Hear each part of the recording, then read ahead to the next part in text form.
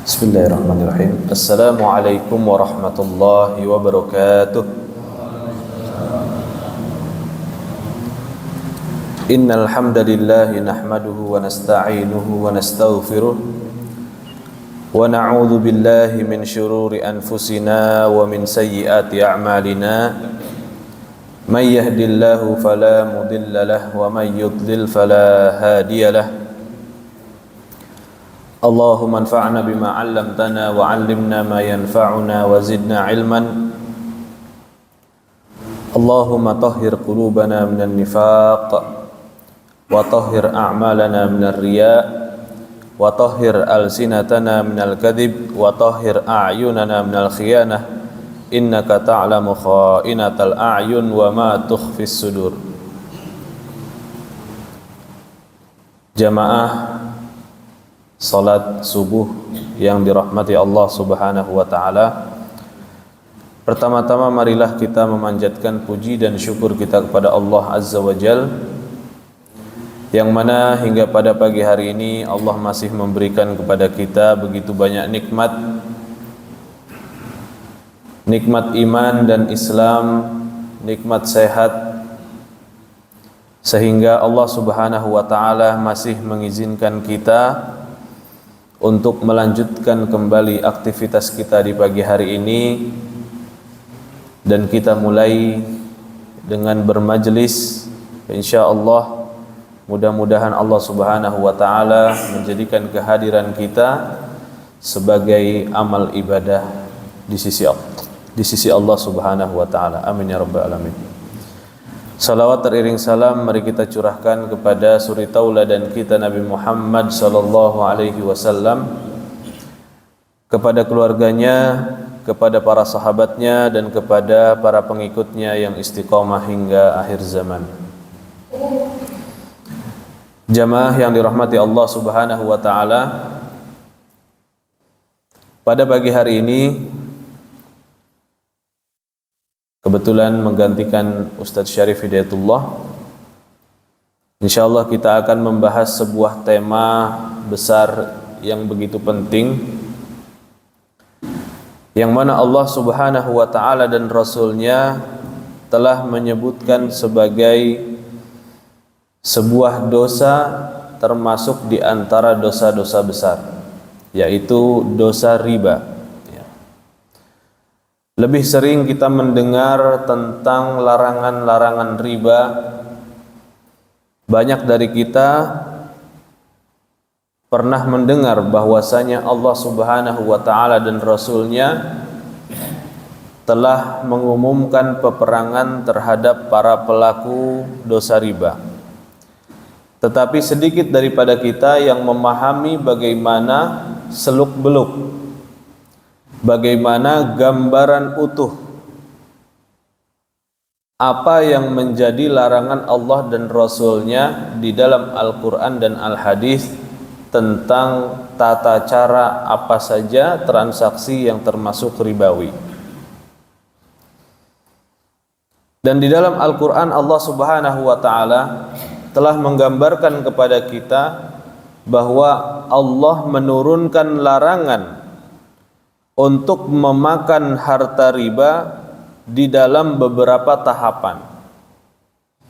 Sebagaimana Allah Subhanahu wa ta'ala telah melarang khamr di dalam beberapa ayat.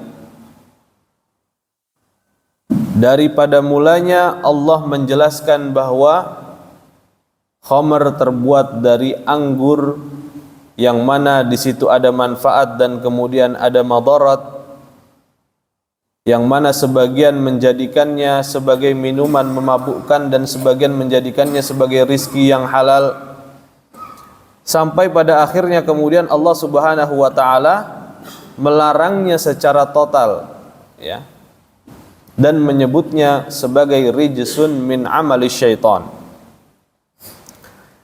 Maka sama dengan dosa riba. Pada mulanya Allah Subhanahu wa ta'ala menyebutkan di dalam surat Ar-Rum, surat ke-39, surat ke-30 ayat ke-39.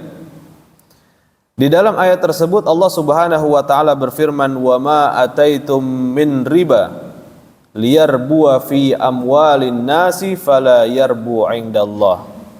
Wa ma ataitum min zakatin turiduna wajhallahi faulaika humul mud'ifun." Dan apa-apa yang telah kalian berikan dari riba, dari kelebihan-kelebihan yang telah dilarang Allah Subhanahu wa taala untuk mengembangkan atau melebihkan daripada harta manusia, maka sesungguhnya di sisi Allah tidaklah berkembang harta tersebut. Dan apa yang telah kalian berikan daripada zakat, daripada sedekah, dan kalian berharap pahala dari Allah Subhanahu wa taala, sesungguhnya itulah yang kemudian Allah lipat gandakan. Maka di dalam ayat ini Allah Subhanahu wa taala memberikan perbandingan antara riba dengan zakat, ya, yang mana di dalamnya sama-sama memiliki nilai bertambah, bertumbuh dan lebih. Tetapi yang satu diharamkan oleh Allah Subhanahu wa taala, yang satu dihalalkan dan akan diberikan barokah oleh Allah Subhanahu wa taala. Membuka pikiran kita bahwa yang namanya riba itu sesungguhnya di sisi Allah tidaklah bertumbuh, tidaklah berkembang. Yang memiliki nilai tambah dan memiliki nilai keberkahan adalah sedekah, adalah zakat. Maka di awal Allah mengisyaratkan kepada kita untuk paham nih, bagaimana perbandingan antara riba dan zakat. Kemudian pada tingkatan berikutnya Allah Subhanahu wa taala menyebutkan di dalam surat An-Nisa surat keempat ayat 160. Dan di dalam ayat tersebut Allah menggambarkan bagaimana ketika Bani Israel telah dilarang oleh Allah Subhanahu wa taala untuk memakan harta sesama mereka dengan cara yang batil. Tetapi kemudian justru mereka melanggar dan mengambil harta dengan cara riba. Allah Subhanahu wa taala berfirman, "Fabidzulmim minal ladzina hadu harramna 'alaihim thayyibat uhillat lahum wa bisaddihim an sabilillahi katsira." Dan karena kedzaliman mereka orang-orang yang telah diberikan hidayah, alladzina hadu, orang-orang Yahudi yang telah diberikan petunjuk oleh Allah Subhanahu wa taala, telah kami haramkan kepada mereka sebagai bentuk hukuman at-thayyibat, beberapa macam kebaikan-kebaikan. Ya. Jadi dahulu banyak hal-hal yang dihalalkan oleh Allah Subhanahu wa taala untuk Bani Israel, tapi kemudian karena mereka membangkang kepada Allah Subhanahu wa taala, akhirnya hal-hal yang halal di awalnya tersebut diharamkan oleh Allah Subhanahu wa taala. Kenapa? Karena wa bisaddihim an sabilillahi katsira, karena mereka menghalangi kepada jalan Allah Subhanahu wa taala, membangkang kepada Allah Subhanahu wa taala, wa akhdhihimur riba, dan mereka memakan harta riba sesama mereka, wa qad nuhu anhu, dan Allah telah melarang mereka untuk memakan harta riba, wa aklihim amwalan nasi bil batil, dan mereka memakan harta manusia dengan cara yang batil. Nah, di dalam ayat ini Allah memberikan gambaran kepada kita bahwa telah diharamkan riba kepada Bani Israel. Di dalam syariatnya Nabi Musa alaihi salam telah dilarang untuk memakan harta dengan cara ribawi. Begitupun di dalam syariatnya Nabi Isa alaihi salam, Nabi Isa melarang pengikutnya untuk memakan harta dengan cara riba. Maka memberikan isyarat kepada kita kaum muslimin bahwa bisa jadi ketika Allah telah mengharamkan kepada Bani Israel, maka bisa juga diharamkan kepada umatnya Nabi Muhammad sallallahu alaihi wasallam. Maka ini tingkatan yang kedua, ya, tingkatan yang lebih jelas lagi. Kemudian pada tingkatan yang ketiga, Allah kemudian menurunkan di dalam surat Ali Imran ayat 130. Ya. Surat Ali Imran ayat 130.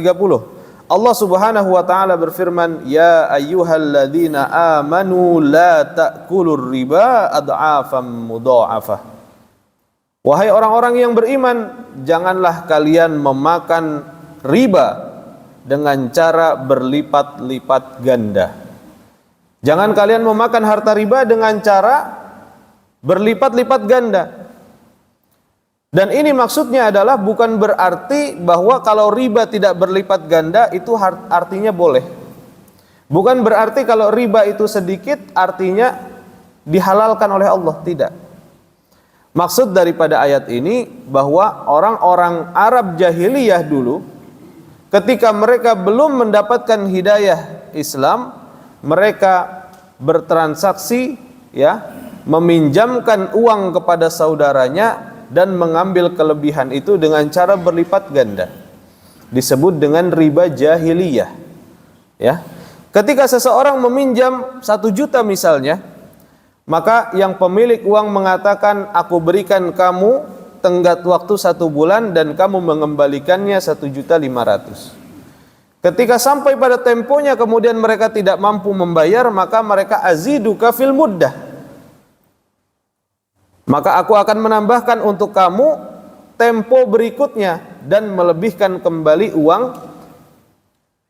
pada kesempatan yang kedua kalinya. Ya, maka akan dikembalikan 2 juta dan diberikan tempo 1 bulan lagi, jadi 2 bulan.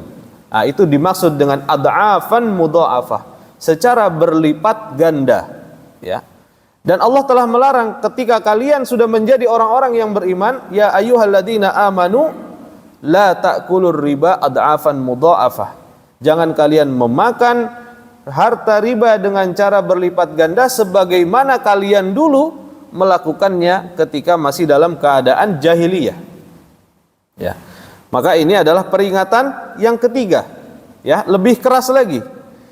Dan peringatan yang terakhir kemudian Allah Subhanahu wa taala menurunkan di dalam surat Al-Baqarah ayat 275 sampai ayat 278.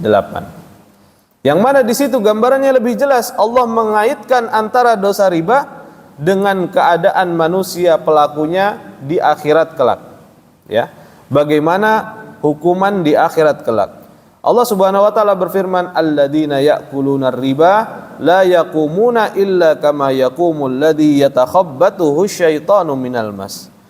Dan orang-orang yang memakan harta riba, maka di akhirat kelak akan berdiri di hadapan Allah dalam keadaan mereka seperti orang linglung, seperti orang gila, ya. Dikarenakan apa? Qalu innamal bai'u mithlur riba. Mereka mengatakan bahwa jual beli itu sama juga dengan riba. Sedangkan Allah Subhanahu wa taala membantah ucapan mereka, wa ahallallahu al-bai'a wa harramar riba. Sedangkan Allah menghalalkan jual beli dan mengharamkan riba. Dan seterusnya sampai ayat 278. Ya, dan ini sudah banyak kita mendengar di ayat 278, ya ayyuhalladzina amanu taqullah, wahai orang-orang yang beriman, bertakwalah kalian kepada Allah, wa dharu ma baqiya minar riba, dan tinggalkanlah sisa-sisa daripada transaksi ribawi. Fa illam taf'alu, jika kalian tidak melakukannya, fa'dzanu biharbim minallahi wa rasulih, maka izinkan Allah dan Rasulnya mengumumkan peperangan kepada kalian. Ya. Maka 4 tingkatan ini kita memahami bahwa Allah Subhanahu wa taala di dalam melarang sesuatu yang sifatnya besar, termasuk daripada hal-hal yang biasa mereka lakukan di zaman jahiliyah mereka, maka Allah tidak serta-merta langsung melarangnya secara total. Ya, dan ini adalah rahmat dari Allah Subhanahu wa taala yang Allah turunkan, melarang sesuatu dengan cara bertahap sampai kemudian sudah terbiasa, kemudian Allah larang secara totalitas. Lalu kemudian kita memahami, para ulama membahas yang namanya riba itu terbagi menjadi 2. Ya. Nah, kita gambarkan di sini. Nyampe nggak ini? Mau? Baik.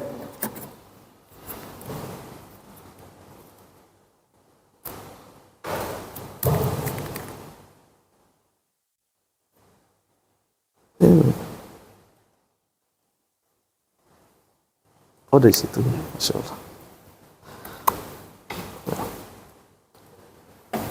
Bahwa riba terbagi menjadi dua. Al-Quran, ya, tidak disebut dengan riba hadis atau riba sunnah, karena larangan ini datang disebutkan di dalam Al-Quran dan hanya berlaku dalam transaksi hutang piutang, pinjaman. Ya, yang mana syaratnya adalah yang pertama ada kelebihan, yang kedua kelebihan disyaratkan, dan bentuknya adalah kompensasi waktu. Ya, kompensasi daripada waktu. Dan kelebihan itu tidak hanya bersifat daripada uang aja, ya. Misalkan minjem 100 ngembaliin 150 atau ngembaliin 120.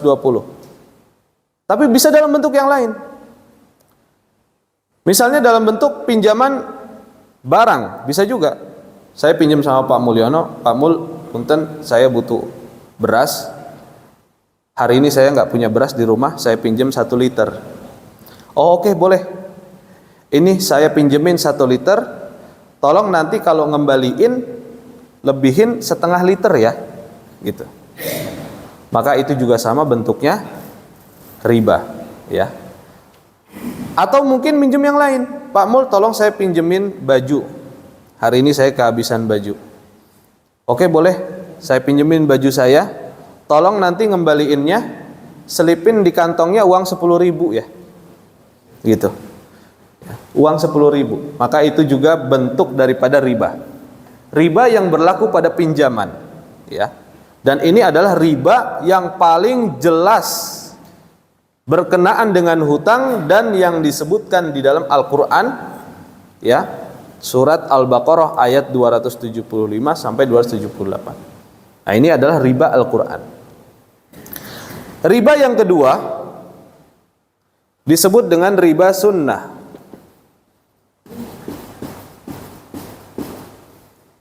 atau juga bisa dibilang dengan riba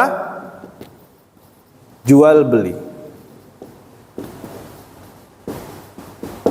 Riba jual beli, ya.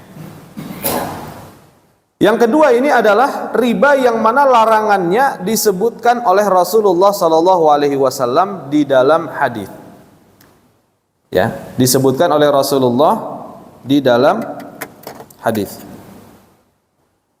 Dan kalau kita melihat, yakni di dalam hadis riwayat sahabat Ubadah bin Samit,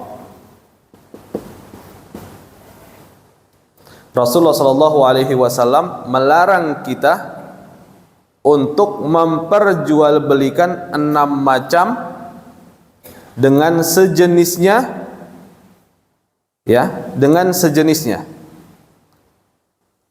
Yang pertama adalah emas dengan emas. Yang kedua adalah perak dengan perak. Yang ketiga disebutkan, ya, al-burru. Kemudian yang keempat asyairu, gandum jenis 1, ya, yang bijiannya dia kecil, dengan gandum jenis 1. Yang keempat gandum jenis 2 dengan gandum jenis 2. Asyair. Yang pertama al-bur, yang keempat asyair. Yang kelima kurma dengan kurma. Yang terakhir garam dengan garam. Maka ini perhatikan, emas dengan emas boleh diperjualbelikan, bukan seperti sekarang ya. Diperjualbelikannya itu kepada uang. Nah, ini diperjualbelikan barter, emas kepada emas, perak kepada perak, gandum jenis satu dengan gandum jenis dua, dengan gandum jenis satu, jenis dua dengan jenis dua, kurma dengan kurma, garam dengan garam. Maka tidak boleh diperjualbelikan kecuali dengan dua syarat. Apa syaratnya? Harus sama berat, ya. Kemudian yang kedua, satu majelis akad. Tidak boleh ada penundaan. Nah, kalau dua ini terpenuhi, maka tidak ada riba. Kalau misalkan emas dengan emas timbangannya sama, 5 gram dengan 5 gram, maka tidak ada riba. Yang penting diselesaikan pada saat itu juga. Tidak ada penundaan. Salah satunya tidak ada yang ditunda waktu pemberiannya, ya. Maka saya punya 5 gram emas, saya tukar dengan 5 gram emas punya Pak Mulyono. 5 gram emas dengan 5 gram emas, maka diperbolehkan karena kita langsung transaksi di satu tempat, ya, maka tidak ada riba.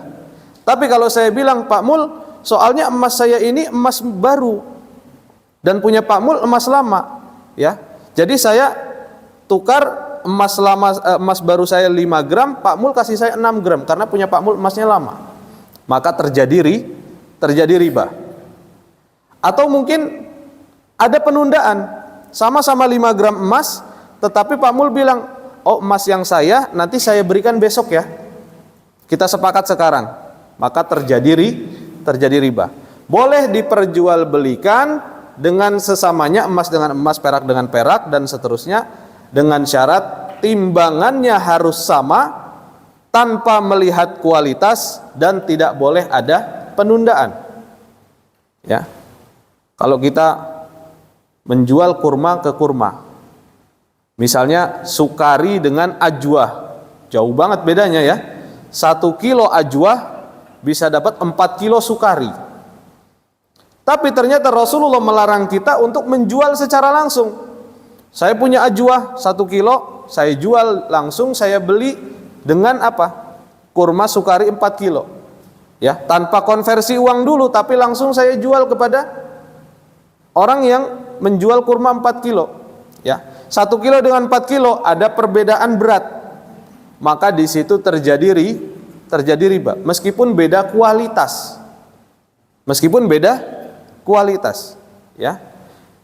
Dan di dalam hadis yang lain Rasulullah juga pernah menemukan sahabat yang mana dia membeli kurma yang bagus dan ditukar dengan kurma yang jelek dengan timbangan yang lebih banyak, maka dilarang oleh Rasulullah SAW, ya. Dan ini berlaku kepada jenis makanan, yang atas juga berlaku kepada jenis emas dan perak. Nah, di dalam hadisnya tersebut, sawaan bisawain, ya, mathlan bimithlin, yadan biyadin. Syaratnya adalah mathlan bimithlin. Kalau mau sama, mathlan bimithlin, yadan biyadin. Pernah dengar istilah yadan biyadin? Yadan biyadin. Yadan biyadin artinya adalah tangan yang bertransaksi dengan tangan yang bertransaksi. Langsung saya kasih, mendapatkan komoditas yang lainnya, ya. Gitu. Langsung dalam satu majelis akad. Apa itu majelis akad? Ketika seseorang bertransaksi dan belum berpisah, itu disebut dengan majelis akad, ya. Baik. Nah, ini disebut dengan riba fadl juga, ya. Riba fadl atau riba kelebihan. Yang mana kelebihannya ini atau ribanya ini tidak diketahui, ya, dan majhul. benar-benar samar sekali. Dan ini akan terjadi, misalnya seseorang menjual emas lamanya, ya, kemudian membeli emas yang baru dengan perbedaan berat. Emas lamanya 7 gram, emas barunya 5 gram yang dibeli sama dia. Maka akan terjadi ketidakjelasan. Ada kelebihan di situ yang dilarang oleh Rasulullah. Siapa untung, siapa buntung. Ada yang buntung dan ada yang untung di situ. Ya, maka dilarang oleh Rasulullah SAW. Dilarang. Ya.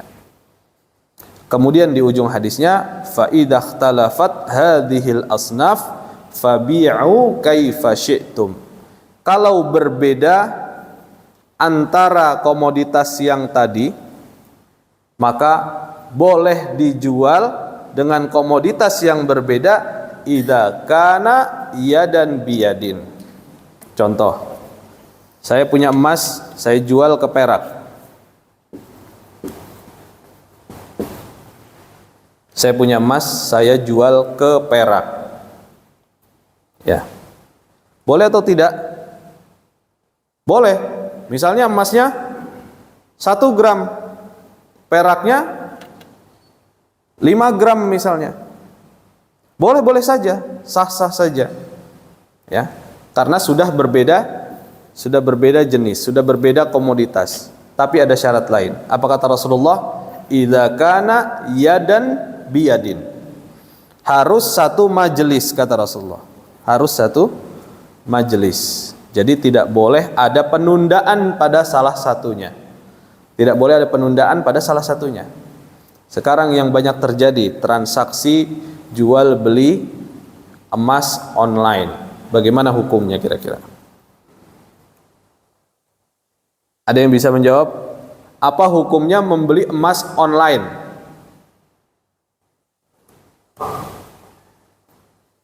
Jawabannya tidak boleh. Riba atau tidak? Riba. Kenapa? Ada penundaan pada salah satu komoditas yang ditukarkan. Ya, meskipun sebagian ulama, sebagian ustadz membolehkan. Karena menganggap bahwa emas dan perak sudah bukan lagi alat tukar, tetapi komoditas investasi. Ya, sebagaimana yang disebutkan oleh Dr. Ustadz Oni Syahroni. Beliau mengatakan boleh, karena emas itu sudah tidak lagi memiliki nilai yang sama seperti emas yang dulu. Kalau emas dulu dipakai untuk bertransaksi, sekarang tidak, tetapi sebagai investasi, sudah menjadi komoditas barang. Maka wajar boleh ditukar dan kemudian ada penundaan pada salah satunya. Tetapi ya, yang rajih, yang kuat itu tidak boleh, ya. Maka pada jual beli online, ya, jual beli online, ya, emas online akan terjadi penundaan. Kita transfer sekarang, ya, transfer, kemudian yang terjadi adalah barang dikirim, ya, emas dikirim, maka akan terjadi apa? Tidak terjadi transaksi dalam satu majelis, serah terimanya tidak pada satu majelis, dan ini menjadi riba, ya, ini tidak boleh, menjadi riba. Fahamnya sampai di sini, ya, ya. Baik. Bapak-bapak, kalau mau ada yang ditanyakan sampai di sini boleh, silahkan. Sampai di sini dulu, ya. Bahwa riba terbagi menjadi dua, yang pertama riba hutang, yang kedua riba jual beli. Riba jual beli yang dilarang pada apa? Pada 6 komoditas. Emas ke emas, perak ke perak, gandum ke gandum, yang kedua juga masih sama tapi jenisnya beda. Kemudian kurma ke kurma, garam ke garam. Kalau beratnya sama dan dilakukan dalam satu majelis, maka meskipun ada perbedaan kualitas tidak masalah, boleh. Tapi kalau ada perbedaan berat, ya, dengan kualitas yang berbeda, maka jatuh riba. Gitu ya. Fa idza ikhtalafat, kalau berbeda komoditasnya, jenisnya berbeda, emas ke perak, gandum ke kurma, gandum ditukar kurma, maka berbeda beratnya boleh. Gandumnya misalnya 2 kilo, kurmanya 1 kilo. Nggak ada masalah. Yang penting syaratnya terpenuhi. Harus dilakukan di dalam satu majelis. Ya, tidak boleh ditunda. Gandumnya besok atau kurmanya besok. Gitu ya. Beli dengan kredit di bank. Nah, ini problem sebetulnya. Iya, betul. Iya, dan gencar sekali ya. Dan gencar ya. Sampai saya juga dapat undangannya untuk seminar ya. Menabung emas. Ya, itu sebenarnya sama kredit emas. Dan itu tidak boleh ya. Tidak boleh. Ya, kredit emas itu juga akan terjadi hal yang sama. Apa itu? Ketidakjelasan. Ketidakjelasan, kelebihan di dalamnya. Misalkan kita bertransaksi kepada bank, saya beli emas 100 gram, saya cicil selama 1 tahun, maka dibuatkanlah cicilan oleh mereka. Ya, dan cicilan itu juga pasti ada kelebihannya. Ya, taruhlah mereka akan berdalih dengan kredit akad murabahah. Ya, itu akan terjadi ketidakjelasan kelebihannya. Bagaimana? Karena emas itu sifatnya dia fluktuatif. Kalau emas itu tidak diberikan pada saat majlisul aqdi, tidak diberikan pada saat bertransaksi, yang terjadi akan ada ketidakjelasan. Orang tadi jual beli online yang selisihnya cuman 2 hari pengiriman saja akan menjadi riba, karena dalam 2 hari pasti akan ada fluktuatif. Kita transfer sekarang, belum tentu ketika datang emas itu nilainya akan sama. Bisa jadi lebih, bisa jadi kurang. Karena harganya naik dan turun. Antara kita yang buntung atau kita yang untung. Gitu aja. Apalagi kalau kita nabung emas ini. Jangkanya makin lama lagi. Ya, apalagi dalam 1 tahun belakangan. Masya Allah, emas dari 1.400.000 sampai 2.500.000. Meskipun sekarang turun lagi. Ya, makanya kita harus perhatikan bahwa emas ini harus ditransaksikan dengan yadan biyadin, kontan langsung. Ya, nah, tapi memang problem ini fatwa DSN MUI ini, ya, Dewan Syariah Nasional MUI ini, termasuk di dalamnya Ustaz Oni Syahroni, sudah tidak menganggap emas ini sebagai barang yang memiliki nilai jual beli, nilai tukar, enggak, tetapi dijadikan komoditas, sama seperti barang ini, kayak botol air ini sama, ya, gitu. Jadi itu problemnya, ya, sudah perbedaan pandangan tentang memandang emas ini, gitu ya. Nah, jadi ada juga pertanyaan, bagaimana hukumnya kalau kita meminjamkan orang lain emas kemudian bayarnya nyicil? Bagaimana kira-kira hukumnya? Meminjamkan emas bayarnya nyicil. Hukumnya boleh apabila kita di awal minjeminnya emas. Misalnya minjem di awal, saya pinjam emas Bapak 100 gram. Saya cicil selama 1 tahun sampai lunas 100 gram lagi. Ya. Sampai lunas 100 gram lagi. Nggak ada masalah. Yang penting yang dipinjemin di awal itu memang emas. Yang jadi masalah sekarang itu apa? Minjeminnya uang, belum ditukar jadi emas, sudah dinilaikan emas, padahal nggak bentuk emas. Kemudian dicicil. Nah, itu yang menjadi riba. Kenapa menjadi riba? Karena emas itu belum terjadi di awal. Ya. Atau mungkin gini, ada orang yang utangnya sudah lama, ya. Karena khawatir nilai uangnya nanti turun, ya sudah, setelah 1 tahun dia nggak bayar-bayar, ditagih-tagih, bilangnya nanti terus, akhirnya bilang, kalau kayak begini lama-lama uang saya habis, nggak ada nilainya. Ya udah, kita hitung emas aja. Nah, itu tidak boleh, ya. Ketika bukan transaksi di awalnya meminjam emas, maka tidak boleh dirubah di tengah jalan menjadi dinilaikan emas. Nah, itu resiko. Jadi memang meminjamkan itu resiko, ya. resiko nggak dibayar gitu. Apalagi minjemnya cuma 100 ya. Nah, itu repot itu. Pinjam dulu 100 nggak balik-balik. Ya. Makanya harus kita perhatikan bahwa tadi kalau emas ya harus terjadi yadan biyadin. Harus terjadi yadan biyadin. Ya. Jangan sampai ada penundaan. Penundaan itu akan menjadi ketidakjelasan yang sifatnya adalah riba. Kemudian, nah tadi di sini untuk hutang ya, maka syaratnya itu adalah ada kelebihan. Jadi harus ada kelebihan. Misalnya minjemin 100 nanti disyaratkan adanya kelebihan pada modal tadi. Pinjeminnya 100 nanti harus mengembalikan 120. Dan itu kalau disyaratkan. Bagaimana hukumnya kalau tidak disyaratkan? Pak Mul karena baik hati minjemin saya 100.000 ya. Saya berinisiatif tanpa disyaratkan oleh beliau, saya mau sodakoh deh. Saya kembaliin 150 ke Pak Mul.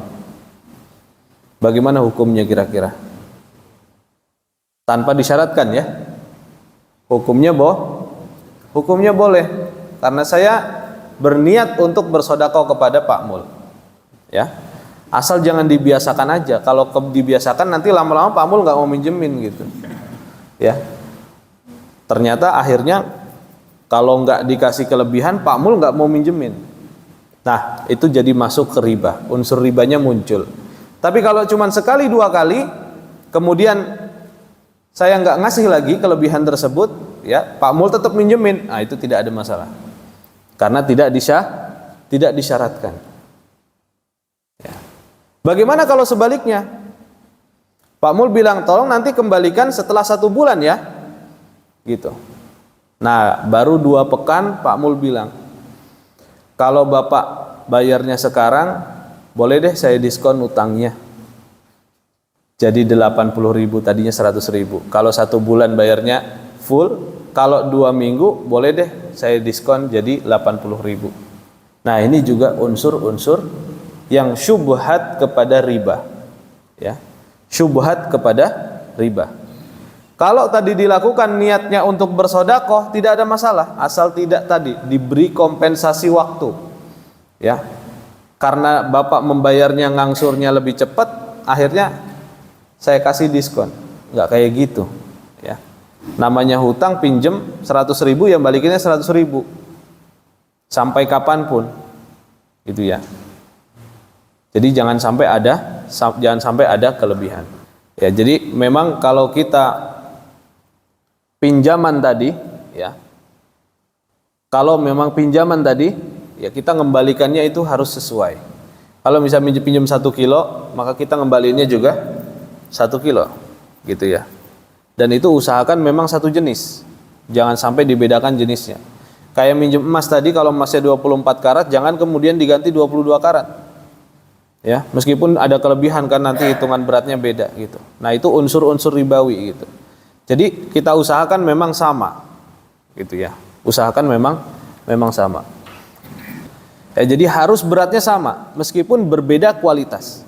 Beratnya harus sama meskipun berbeda kualitas. Gitu. Enggak ada masalah kalau sodakoh, ya, enggak ada masalah. Yang penting transaksi jual belinya itu harus sama. Nah, sodakoh itu harus dibedakan, jangan dimasukkan ke dalam transaksi jual beli. Akadnya sudah berbeda. Yang satu akad untuk mencari keuntungan karena jual beli, yang satu adalah akad tabarru, akad memberi, ya, gitu. Jadi harus dibedakan, dipisah. Jadi jangan disamakan. Ya, meskipun sebagian ulama ada yang mengatakan tadi itu ya, tidak, karena namanya jual beli itu kan syaratnya dia harus ada sigohnya. Gitu. Jadi jangan kita masukkan 2 transaksi dalam satu majelis. Ya. Maka lebih baik kalau kita mau cari amannya, kita jual dulu, baru kemudian kita terima uangnya, baru kemudian kita beli lagi dengan tambahin tuh. Ya, lebih amannya gitu. Tapi ya sebagian ulama lain mengatakan boleh, nggak ada masalah. Karena apa? Karena kita juga punya kesepakatan terkait masalah harga. Dan itu sudah termasuk juga dalam jual beli gitu ya. Yang penting tadi kita selesai dalam satu majelis ya. Itu memang agak sedikit rancu ya, jual tukar dan tambah itu. Karena sebenarnya bukan akad tukar itu, akad jual dan akad beli gitu. Dan apa namanya? Akad jual beli dan beli lagi gitu ya. Jadi ada dua transaksi sebetulnya seperti itu. Kalau sewa menyewa itu boleh, nggak ada masalah ya, karena itu jasa, kita meminjam, bahasanya itu meminjam padahal sebenarnya menyewa gitu ya. Kenyataan yang terjadi adalah kita sewa pakaian tersebut untuk jangka waktu 1 hari, itu nggak ada masalah gitu ya. Kita misalnya sepakat deal harganya 500.000, kita bayar 500.000, mau dilebihin juga nggak apa-apa, malah lebih seneng malah ya yang nyewain gitu. Kalau akadnya itu pinjam meminjam, maka dia tidak boleh ada kelebihan. Tapi kalau kita sewa ya, penyewaan baju pengantin, itu lain lagi ya, maka itu akan terjadi jasa gitu ya. Seperti itu. Koperasi itu ya, kalau kita menyimpan dan juga meminjam, nah itu harus sama nilainya ya. Kita menyimpan ya, kita nyimpan selama 1 tahun 100.000, maka nilai uang kita ya harus 1.200.000 ketika sudah jalan 1 tahun. Jangan sampai nilainya nanti jadi berkurang. Begitu juga kalau kita minjem juga nggak boleh ada kelebihan ya, karena kita sifatnya minjem, qard ya. Qard itu adalah pinjam, dan pinjam itu nggak boleh ada kelebihan. Berbeda dengan akad yang lain seperti akad mudharabah atau akad musyarakah. Akad mudharabah ya, bank memberikan pinjaman kepada seseorang yang dia berbisnis, berdagang, maka kemudian jika ada keuntungan maka nanti dibagi. Itu nggak ada masalah. Itu akadnya mudharabah, bukan akad pinjam meminjam. Ya, tapi kalau akadnya pinjaman uang, tidak boleh ada kelebihan yang disyaratkan gitu. Jadi kalau Koperasi Merah Putih ini yang sekarang itu masih fasenya itu rapat gitu, dan menghabiskan anggaran, saya juga nggak tahu ya. Teman saya ada ikut Koperasi Merah Putih itu, sampai sekarang juga belum ada program yang jelas. Ya itu akan repot gitu ya. Karena ketika kita memakmurkan riba, ini akan terjadi banyak sekali permasalahan ya. Salah satunya itu inflasi. Kalau kita menyemarakkan riba, yang terjadi adalah inflasi. Karena riba itu uang gampang. Siapa yang nggak senang dengan riba? Tanpa adanya resiko. Saya pinjemin ke seseorang ya, dan orang itu putar untuk usaha, belum tentu untung, tapi dia harus bayar angsuran itu dengan kelebihan. Itu yang repotnya ya. Orang yang minjemin uang, ngutangin ini, pasti dia dapat kelebihan, yang usaha belum tentu untung. Nah disitulah kalau orang semakin senang untuk bertransaksi ribawi, dan semua orang bertransaksi ribawi, yang terjadi apa? Inflasi. Karena semua orang akan ngangsur dengan kelebihan, yang terjadi harga-harga akan naik gitu ya. Yang terjadi harga-harga akan naik dan akan merusak ekonomi. Disitulah Allah berfirman, yamhaqullahu riba. Ya meskipun riba itu menggiurkan, uangnya kadang dipinjamkan itu besar, tapi Allah mengecilkan, mengkerdilkan riba. Karena sebetulnya akhirnya nilainya itu nggak ada ya. Karena semua orang pada pengen cari untung ya, diam di rumah, uangnya yang kerja, bilangnya gitu, uangnya yang kerja ya, di rumah nunggu dapat transferan. Nah, itu repot ya keadaan seperti itu. Sedangkan orang yang berjual beli belum tentu dia mendapatkan keuntungan, sedangkan angsuran harus dibayar. Maka itulah kejamnya riba ya. Kalau transaksi Koperasi Merah Putih itu transaksinya dengan cara demikian, meminjamkan dengan bunga, maka yang terjadi adalah riba ya. Dan bunga juga yang terjadi seperti di bank atau pada transaksi-transaksi pembelian barang yang akhirnya dikreditkan, itu bunga-bunga itu sangat berbahaya sekali ya. Dan itu riba yang paling jelas. Riba yang paling jelas adalah tadi bunga pada angsuran-angsuran hutang, motorkah, rumahkah. Sampai sekarang itu saking menariknya dibuat bunga 0%. Apa hukumnya bunga 0%? Sampai pernah ada juga yang bertanya, Ustadz gimana hukumnya bunga 0%? Jangan tergiur dulu. Belum tentu itu 0%, karena yang namanya bunga itu terkadang disebut dengan bunga floating. KPR misalnya. Ya. Bunganya di awal 5 tahun dia flat. Ya, disebut berapakah? 3% atau 6%. Nanti setelah 5 tahun floating dia. Naik, ya turun, ya naik, ya turun gitu. Ya mengerikan. Nah, maka harus kita jauhi ya model-model yang seperti itu. Tapi kalau misalkan 0% itu yang dimaksud adalah memang tidak ada bunganya, ya kenapa harus pakai sebutan bunga gitu loh. Ini bunga ini udah menyesatkan ini gitu. Nah itulah ya, jadi banyak sekali ketidakjelasan yang akhirnya menjerumuskan kita ke dalam transaksi ribawi gitu ya. Padahal ya kalau riba itu bukan hanya sekedar yang mengambilnya saja, orang yang memberinya juga diberikan laknat oleh Allah, dan yang menjadi saksinya juga, pencatatnya itu juga mendapatkan laknat dari Allah. Jadi jangan dikira oh saya memberikannya secara ridho ya, saya ridho kok, usaha saya untung kok gitu ya. Jadi harus benar-benar kita perhatikan ya. Apa itu murabahah? Jual beli dengan keuntungan yang diketahui. Nah, itu juga ada syarat-syaratnya ya Pak ya. Syaratnya adalah Bapak harus membeli dulu barangnya dan sudah dimiliki dulu ya. Karena mungkin saya yang punya modal ya, maka teman saya ini yang mau beli saya bantu. Harga mobilnya 100 juta ya, saya belilah mobil itu dari showroomnya Mas Taufik misalnya 100 juta.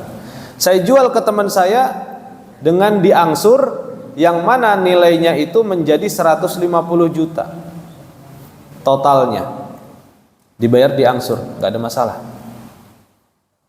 ya. Pembayaran angsuran itu nggak ada masalah, boleh-boleh saja ya. Itu namanya disebut bai'un bitaqsid, yaitu membeli dengan menyicil. Membeli menyicil itu tidak ada permasalahan sama sekali. Yang penting tidak boleh ada kelebihan, tidak boleh ada denda, tidak boleh ada kelebihan. Yang jadi masalah sekarang itu adalah cicilan-cicilan itu dia ada bunganya gitu ya. Nah, selama tadi jual belinya sah ya, Bapak sudah membeli, kemudian dijual ke Pak Supri dengan pembayarannya diangsur, menjadi hutangnya Pak Supri, nggak ada masalah. Nah yang penting tadi, kalau misalnya Pak Supri telat, jangan didenda, kasihan gitu. Atau apalagi diberikan bunga gitu kan. Pak Supri di tengah jalan, saya berubah pikiran deh. Jadi kalau kemarin saya lebihin itu 50 juta, di tengah jalan saya lebihin deh jadi 70 juta gitu. Soalnya kayaknya kemarin kemurahan gitu. Itu tidak boleh ya. Kenapa? Karena transaksi sudah terjadi ya, sudah terjadi kesepakatan, maka itu harus diselesaikan dengan nilai yang sama, flat ya. Nah, itu syaratnya angsuran itu harus flat gitu. Kalau modal 100 juta, keuntungan 50 juta, 150 juta diangsur sama Pak Supri, harus flat gitu ya. 15 bulan oke ya, 10 juta per bulannya, nggak ada masalah. Itu disebut dengan al-murabahah, dan yang dijalankan di bank-bank syariah itu transaksi paling banyak al-murabahah gitu. Itu diperbolehkan ya. Kalau itu dia terlihat oleh mata, artinya diketahui oleh pembeli, calon pembeli, itu tidak ada masalah. Kalau memang bagian yang terlihat, misalnya setir gitu, jadi calon pembeli ini dia bisa nyetir tanpa adanya setir, nggak ada masalah gitu ya. Atau punya setir serep di rumah nanti dipasang, itu no problem ya, no problem, nggak ada masalah.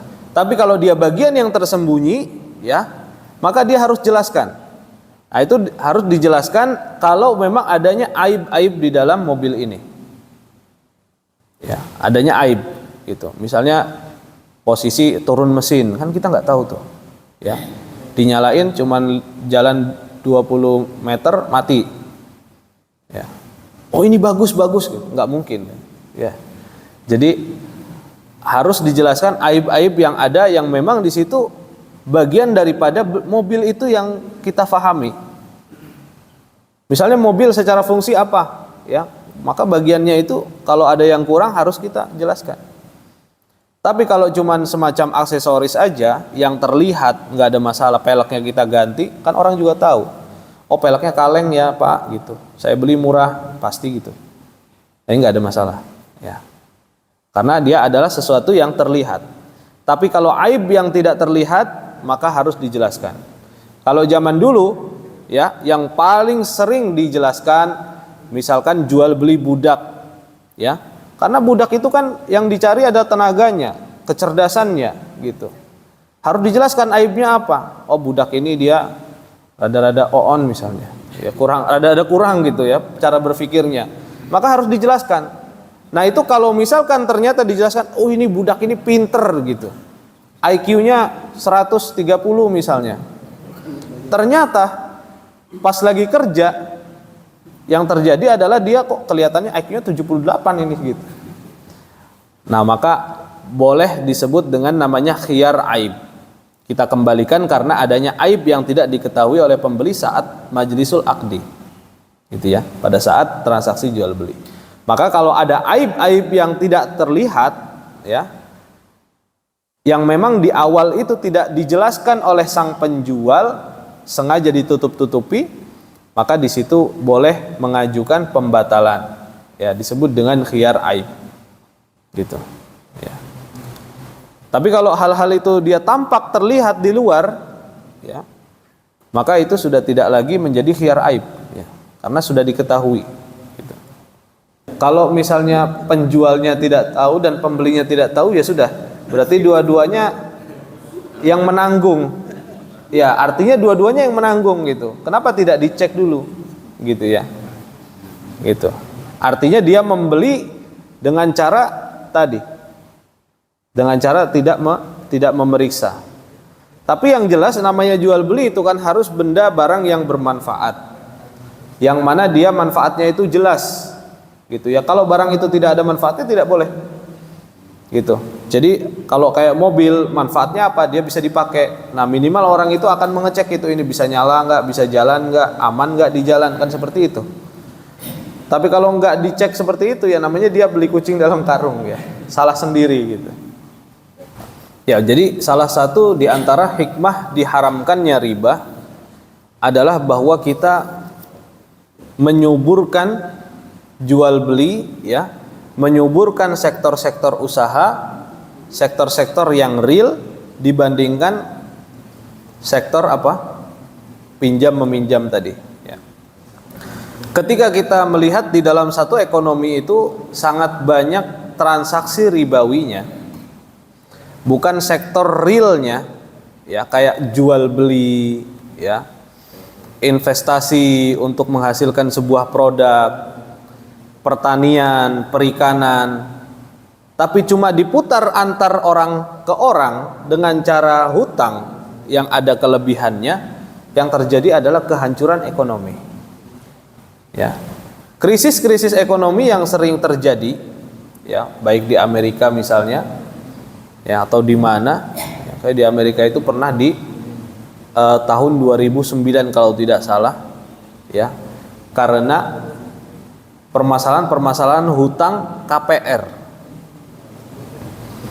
Jadi hutang KPR itu tidak bisa diangsur oleh seluruh nasabah, karena mereka orang-orang yang mengambil KPR dengan cara yang tidak layak. Mereka tidak mampu tapi dikasih KPR. Yang penting mikirnya developer itu bisa jualan. Yang terjadi adalah semua tunggakan-tunggakan kredit menjadikan uang itu tidak mengalir sama sekali. Karena apa? Sudah stuck. Mandek ekonominya, tidak ada yang bisa berputar karena kesana ngutang, dan putar semua ngutang. Kalau semua berpikiran bahwa mendapatkan uang itu dengan cara ngutangin duit kemudian dapat kelebihan, yang terjadi adalah ekonomi tidak berputar pada sektor real. Bahaya, ya. Inflasi yang terjadi, ya. Kemudian kelemahan daya beli dan sebagainya, itu yang kita rasakan. Makanya dalam sistem ekonomi kapitalis itu dalam setiap beberapa akhir pada sebuah fase yang terjadi adalah krisis ekonomi. Uang kita nggak ada harganya. Kita punya gaji kok kayaknya bukan cuma sekedar lewat kok. Kayak kita minum air aja seteguk kok hilang gitu ya. Nah, itulah yang terjadi pada sistem kapitalisme. Sedangkan Islam mendorong orang itu untuk berusaha, bergiat dengan jual beli, ya, bergiat dengan membuat sesuatu yang produktif, bertani, kemudian memelihara kambing, ya, dan lain sebagainya. Ada sesuatu yang dihasilkan. Berbeda dengan riba tadi, ya, sangat berbanding terbalik dengan riba. Bai'ul ainah di dalam madhab al-Imam Syafi'i hukumnya boleh, karena di dalam madhab al-Imam Syafi'i, di dalam madhab Imam Syafi'i yang dilihat adalah akad atau lafad, bukan niat. Jadi niat itu tidak dianggap sama sekali, ya, tidak dianggap sama sekali. Saya nih hari ini butuh uang 100.000. Saya datang ke Pak Gilman. Pak Gilman, saya jual pulpen ini seharga 100.000. Bapak bayar ya sekarang ya. Akhirnya Pak Gilman ngasihkan uang 100.000 ke saya. Pak Gilman jual lagi di waktu yang sama 150.000 ke saya dengan cara tempo. Saya bayar 3 bulan lagi. Saya balik dapat barangnya lagi dan saya dapat uang 100.000. Tapi saya punya utang 150.000. Artinya tujuan saya di awal itu bukan jual beli, tujuan saya minjem duit. Dalam madhab al-Imam Syafi'i yang dilihat adalah akadnya. Selama akadnya itu saya jual, saya beli, nggak ada masalah. Faham ya? Nggak ada masalah. Niat tidak berpengaruh di dalam akad menurut madhab Syafi'iyah. Jadi boleh atau tidak? Nah, sebetulnya termasuk syubhat kepada riba. Tetapi kalau urgen-urgen maka boleh pakai madhab Syafi'i. Termasuk juga yang disebut dengan bai'ul wafa. Apa itu? Butuh uang nih, ya, Pak Gilman, saya gadai dong mobil saya ke Pak Gilman 100 juta karena saya butuh uang sekarang. Nanti 10 hari lagi saya kembaliin dengan kelebihan deh bagi hasil. Pak Gilman nggak mau, saya udah ngerti tentang masalah ini riba, ini nggak boleh, ya. Udah kita jual beli aja. Nanti setelah 10 hari, ya, Bapak beli nih mobilnya. Bapak setelah Bapak jual ke saya, nanti Bapak beli setelah 10 hari. Saya jual lagi ke Bapak dengan adanya keuntungan. Itu disebut dengan bai'ul wafa. Membeli dengan janji, menjual dengan janji untuk membeli. Menjual dengan janji untuk membeli. Sebetulnya termasuk daripada syubhat kepada riba. Tapi dalam madhab Syafi'iyah tidak peduli masalah niat itu. Lafadz yang diperhatikan. Karena lafadznya adalah jual beli, maka sebagian ulama mengatakan sebagai solusi yang mau tadi, ya, keluar dari riba. Kalau gadai jelas-jelas riba. Kan misalnya nggak mungkin orang minjemin 100 juta. 100 juta. Masa kembali 100 juta? Kan gitu. Harus ada kelebihan dong. Ya, jadi kalau akadnya tadi jual beli, ya. Tapi kalau kita pengen bersih, benar-benar bersih, kita jauhi semua itu. Ya, jadi jangan mengambil juga meskipun itu bai'ul wafa. Ya. Jangan juga bertransaksi dengan ainah tadi. Ya. Saya jual pulpen untuk dapetin uang, Pak Gilman jual lagi dengan harga yang lebih tinggi, saya bayarnya ngutang gitu ya. Maka sebenarnya tujuannya tadi minjem uang sebenarnya. Tapi dalam madhab Imam Syafi'i itu hanya akad dan lafadz yang diperhatikan. niat seseorang dalam bertransaksi tidak diperdulikan, ya. Jadi dianggap sah, ya. Wallahu a'lam bishawab.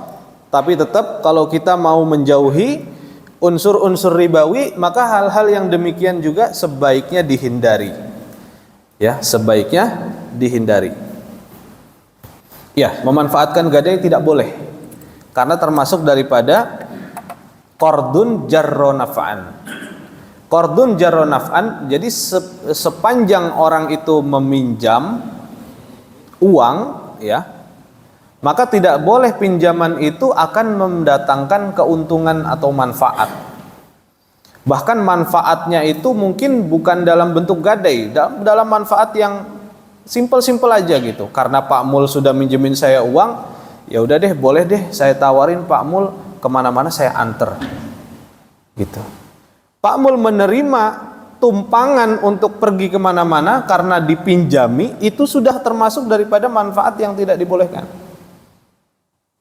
Apalagi gadai. Gadai itu kan adalah sebuah jaminan, ya, rohan, ya, apa namanya, sebagai jaminan terhadap sebuah hutang, ya, nanti akan dikembalikan. Maka sebenarnya tidak boleh dipakai, tidak boleh dipakai, ya. Boleh dipakai, ada beberapa syarat yang cukup ketat gitu, ya. Tapi secara umum bahwa yang namanya gadai itu tidak boleh dipakai. Jadi banyak yang terjadi di Indonesia ini, sistem apa namanya? Apa, ijon? Apa sistem apa yang kalau sawah itu digadai terus kemudian ijon, ya, ijon, itu riba, ya, itu riba. Kenapa? Hutangnya mau belum lunas, sawahnya diolah udah melebihi, ngalang-alangi hutangnya, hasil daripada sawah tersebut, ya.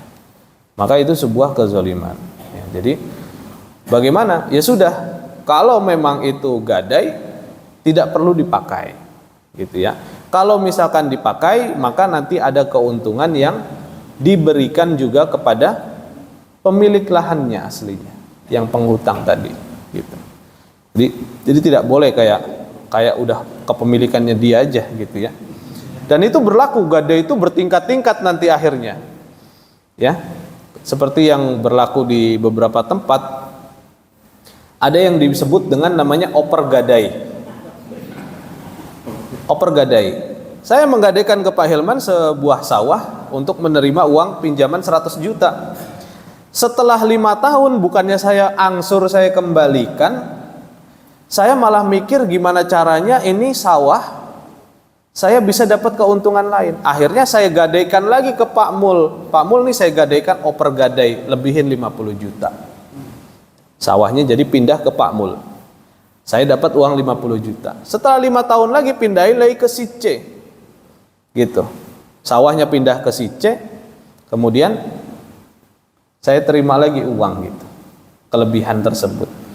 Jadi pindah-pindah aja, hutangnya nggak pernah diselesaikan, gitu. Cuma pindah hutangnya ke fulan, ke fulan, ke fulan, gitu. Ya, repot seperti itu. Taib, kita cukupkan sekian. Ya, mudah-mudahan Allah Subhanahu wa taala memberikan kita pemahaman dan menjauhkan kita dari dosa riba. Amin ya rabbal alamin. Kita akhiri dengan membaca hamdalah dan doa kafaratul majlis. Alhamdulillahirabbil alamin. Subhanakallahumma bihamdik asyhadu an la ilaha illa anta astaghfiruka wa atubu ilaik. Wassalamualaikum warahmatullahi wabarakatuh.